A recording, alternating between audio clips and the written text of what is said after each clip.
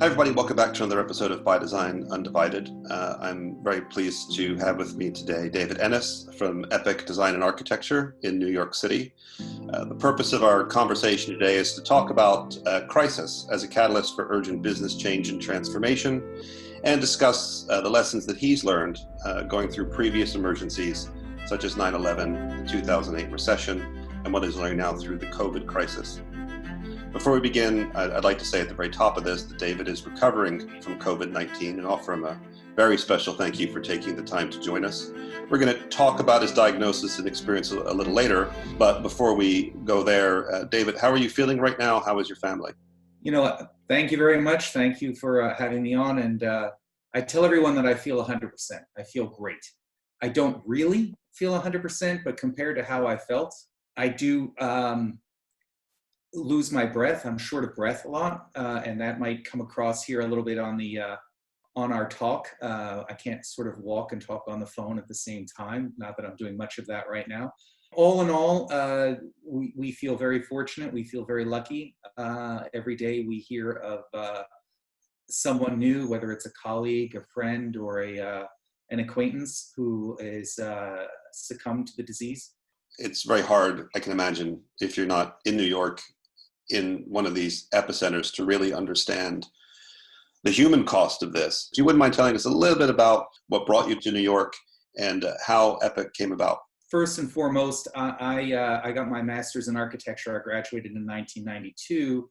So I graduated college right when the savings and loan debacle hit. Started work in 1992 at Swanky Hayden Connell, where we went from 400 people to 40 around my eyes.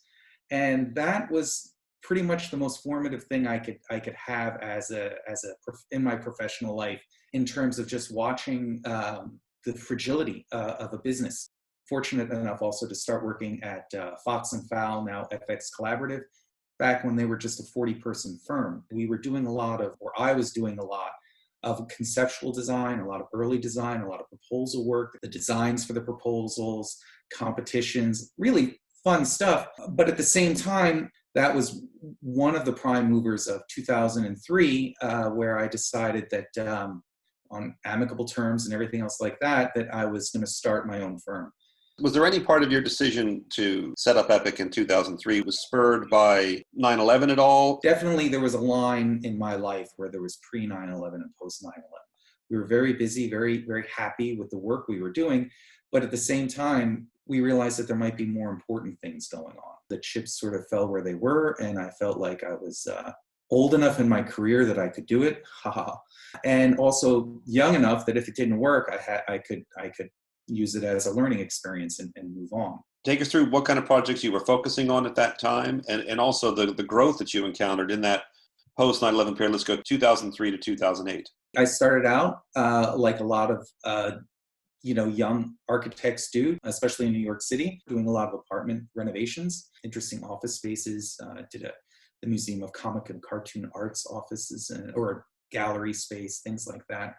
Break for me really hit at 2006, when we were hired, our firm was hired as the associate architects with Richard Rogers-led Javits expansion, which was going to be a renovation and expansion of the Javits Center. I had no problem being an active part of the team, and then I also had the ability to bring staff in. We were definitely working within the sort of traditional architectural firm business model. We were growing. We had our offices down in Soho. There was a lot of work coming in. And then 2008 happened.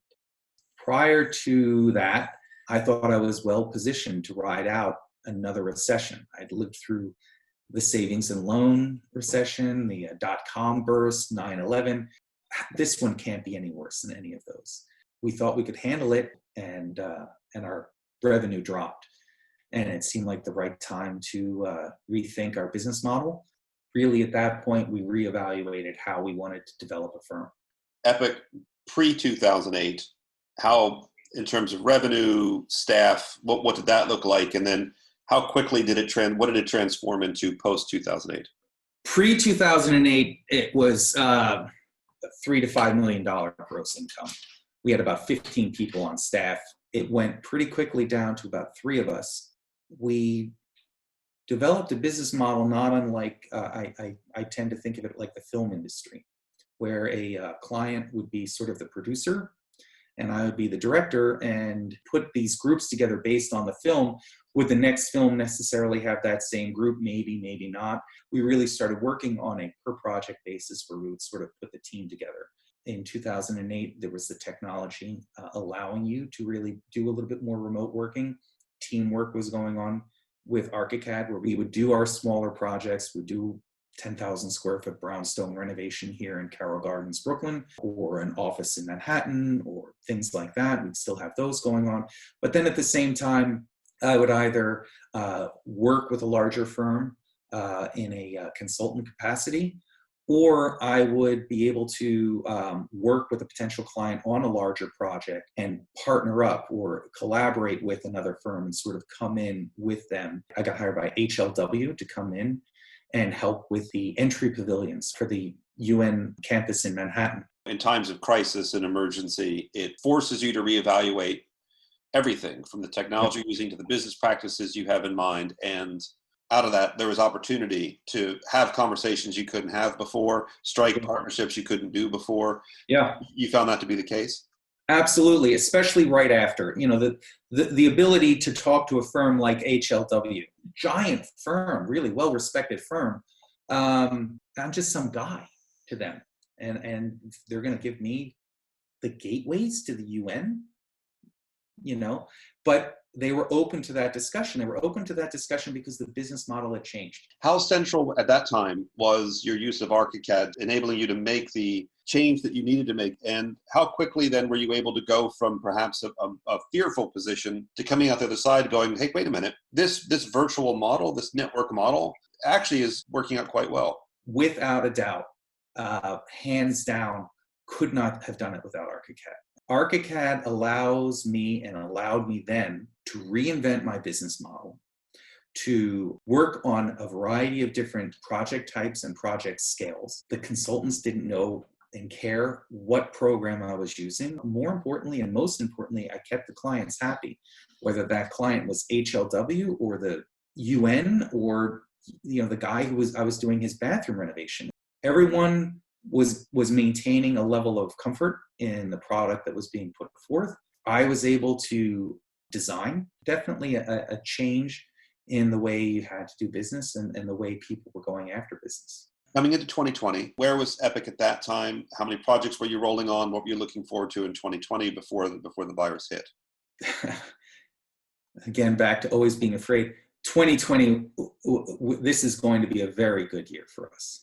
That was me in February. I have been working on several long-term projects that were all starting to click and come together, both, you know, new buildings and significant renovations in Manhattan, big projects in New York City, a project, a cultural institutional project overseas. There was all these different things coming through, and they're not through now. And they're not dead in any means. And I think that's the major difference between the 2008 recession and this is that the 2008 recession was an economic event. And so jobs didn't pause.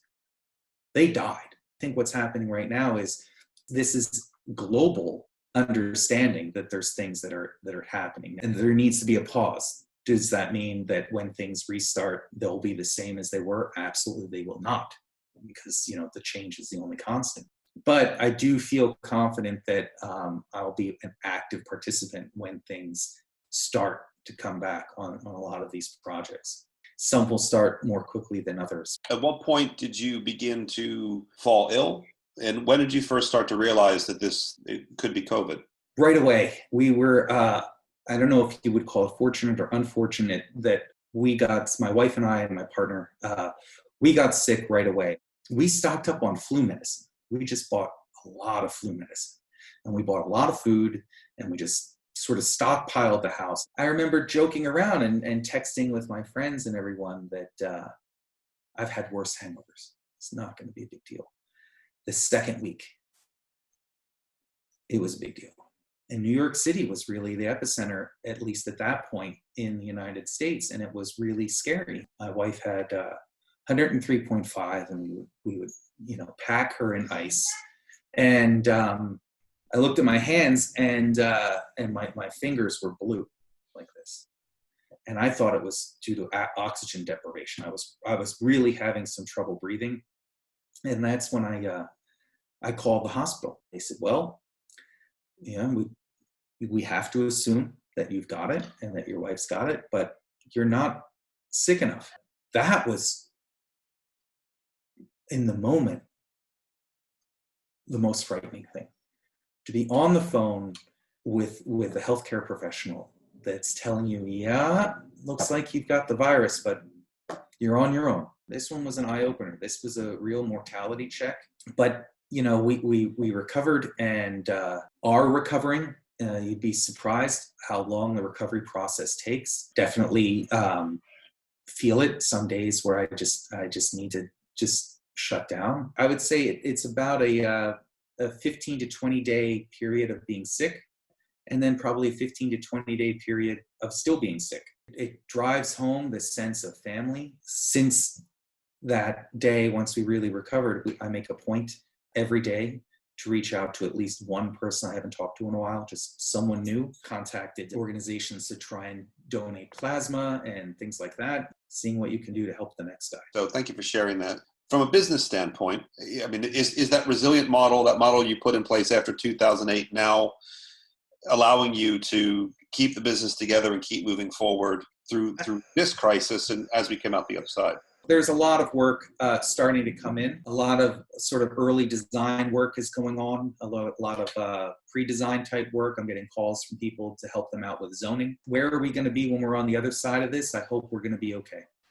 I feel like we've got some strong relationships and some strong projects. If I was me in 2008 with 15 guys sitting in an office with that overhead, I think it would have destroyed me. For any firm or practitioner out there evaluating their own business plan, evaluating their own technology model in particular, what advice would you give to them in terms of where they might want to orient themselves for the new reality? I would say concentrate on making yourself lean, making it a lean business. I would say really concentrate on your workflow. Embrace technology that facilitates a leaner workflow and learn it and push it. That's where I really discovered ArchiCAD, building a virtual building and allowing the program itself to do the dirty work. I no longer had to do post-production work. There's a lot of firms that are afraid to make that jump because it is a huge commitment. Just because the industry standard is X, it doesn't mean that's the right tool. Thank you for that. And thank you so much for taking the time to join us today. Of course, we all wish you continued health and your family and your wife as well in her recovery. Thank you for sharing today. For our audience, thank you so much for watching another episode of Undivided. It's been a pleasure to have David Ennis with us. Thank you for joining us. You can catch up on all the Undivided episodes and everything from By Design at graphisoft.com/bydesign. If you want to reach out to Graphisoft, they're offering consulting, advice. You can go to graphisoft.com for that. Again, David, thank you for joining us, and to our audience, we'll see you soon.